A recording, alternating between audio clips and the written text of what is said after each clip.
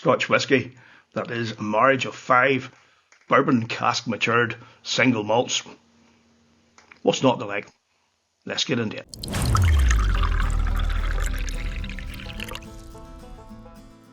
What about you whisky lovers, and welcome to another episode of Whisky Straight with me, Big Al.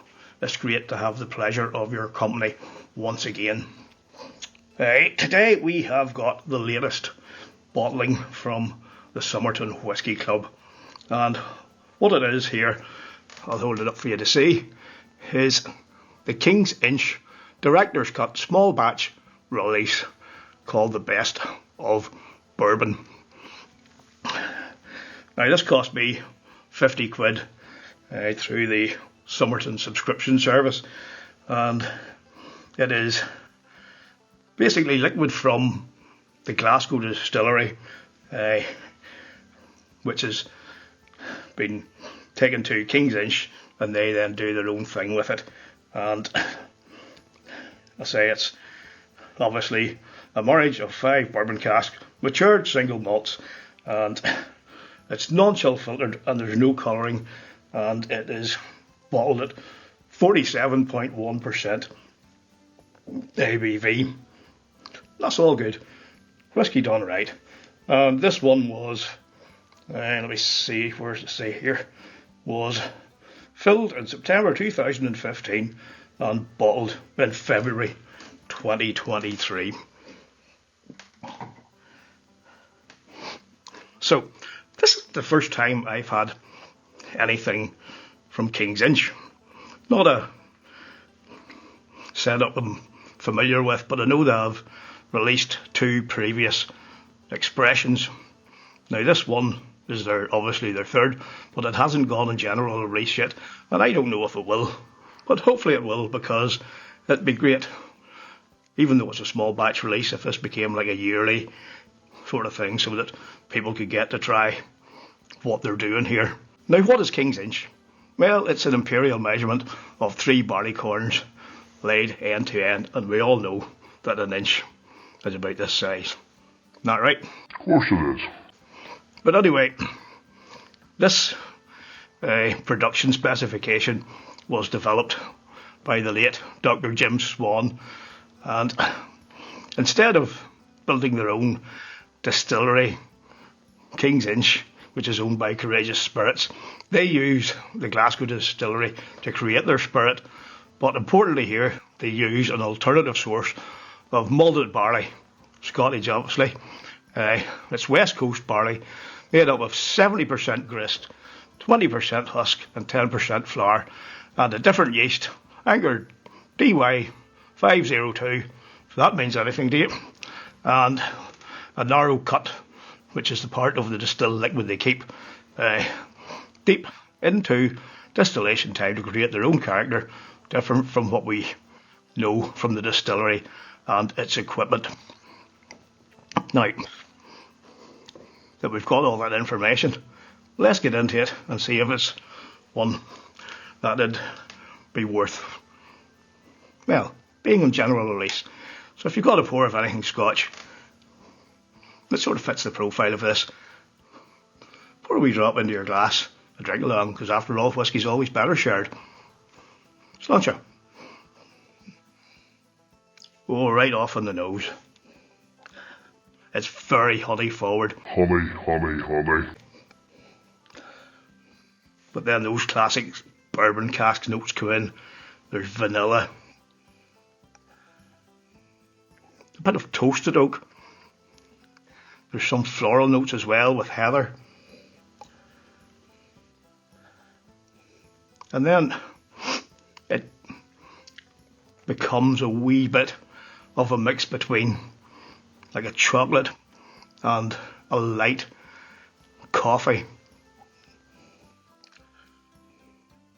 Now the oak comes in to play as well, as a wee bit heavier than the toasted oak. But all in all, it's very fresh, it's vibrant, very much honey, vanilla forward. Very, very pleasant on the nose indeed. I like it. Before we get on to the palate, I just want to say a quick thanks to to all you guys for sticking around, and to those who have sent me kind words and support regarding my deteriorating health situation. Like most of you have been about for a while, know that I suffer from a condition called chronic pulmonary sarcoidosis, and you can probably hear it in my voice, because it's hard for me to get the breath out, and it basically makes life pretty crappy and restricts mobility because of those breathing issues. Now, in the last year, it's been getting progressively worse, and after I posted my last video, I had another meeting with my consultant and another test, and it was the third deterioration inside a year, and that basically means that I have now got what they call chronic progressive pulmonary fibrosis, and basically means I need a double lung transplant. Not something that I ever thought was going to be something I would have to face, but I knew that things were getting worse, and I knew the last pulmonary function test I did wasn't great. So whenever I saw the consultant again after it, I knew when he leant forward and put his elbows in the desk after speaking about medication and whatnot, that something serious was coming. And he's like, we need to talk about lung transplant. And I was like, Fuck me, is it that bad? and he's like, yeah. So there you go. Life leads you down many roads and paths, and hopefully I'll get to the end of this one, and somewhere along the line I'll get a new set of windbags, and that will help to improve the quality of life, and everything will go well. In the meantime, I'm on sort of new high-end drugs, anti-fibrotic drugs, to help slow down the scarring in the lungs, and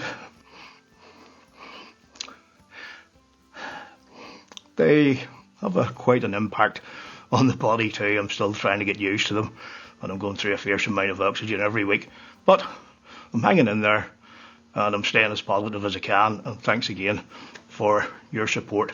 I really do appreciate it. You guys are stars. Right now, we'll go on to the palate, the important part, and see how it tastes. Honey and vanilla again.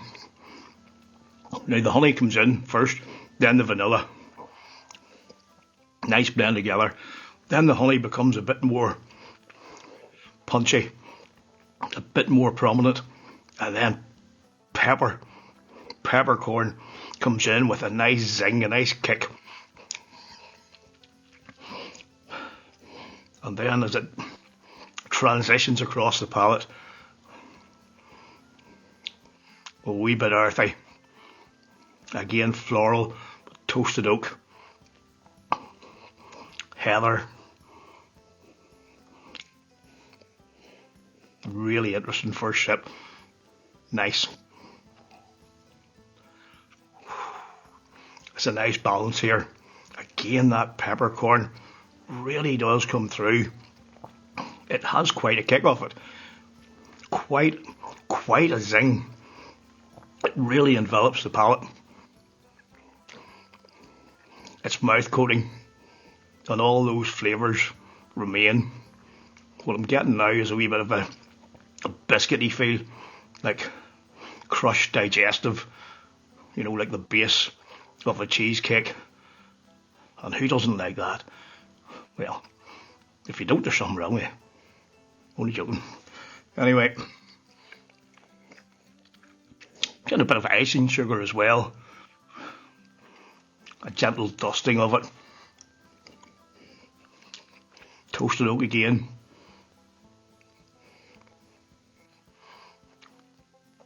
It's a wee bit like a sweet and sour type of thing. You've got those honey, vanilla notes, then you've got the oak, a wee bit of light chocolate, not really coffee as I got in the nose, but it's nicely balanced. It's well done. It comes together nice. One more and see how the finish goes. That peppercorn note is prevalent throughout, and it really helps to keep the flavours alive in your mouth. It's a nice mouth coating tingle, a wee bit effervescent because of that. The finish is long, it's well rounded, it's nicely balanced, and the initial sweetness of the honey and the vanilla become a wee bit darker as it goes to the back of the palate, and you get that chocolatey oakiness that comes into play. This is a nice dram, and I hope that they do put it on general release, because it is something a wee bit different, and it would make me want to try the other King's Inch expressions. So anyway folks, thanks for hanging out, thanks for sticking with me. I'll try to keep them coming a wee bit more thick and fast now that I've sort of got my head around things and I'm getting a wee bit more used to the medication. And special thanks to you guys who always comment, like, and particular thanks to those who support me on Patreon. Your support is greatly appreciated. So I hope you enjoyed the review, folks, and until the next time, please look after yourselves, look after each other, and keep on drinking your whiskey the way you like it. Sláinte.